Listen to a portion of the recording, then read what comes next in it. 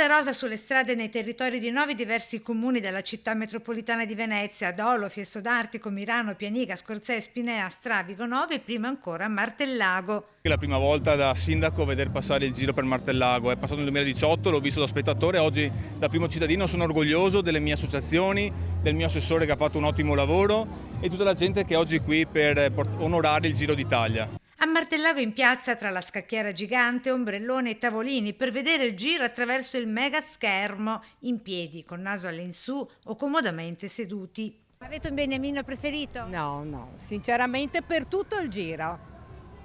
Così non fa un torto a nessuno. Esatto, non facciamo torto a nessuno. E poi bandierine, palloncini, striscioni e gagliardetti, anche una TV belga in moto. International Channel.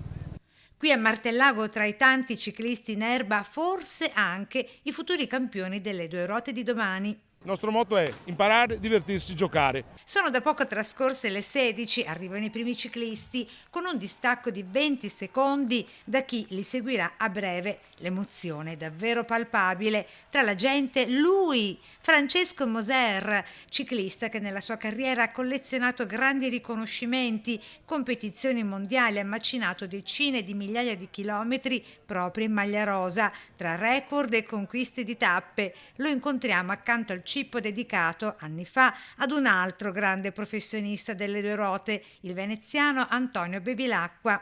Bevilacqua aveva vinto anche lui il campionato del mondo dell'inseguimento come ho fatto io e ero già stato qui anche a Santa Maria di Sala perché Carraro è stato il promotore di questi monumenti, insomma, e siamo venuti a inaugurarli qualche tempo fa. E mentre svegliamo al grande campione di essere dei suoi grandi fan da sempre, a sorpresa lo stesso Moser a farci una rivelazione proprio sulla nostra emittente. La vedo quando sono qua a Treviso, l'ho vista che stamattina. Guarda sempre la nostra emittente.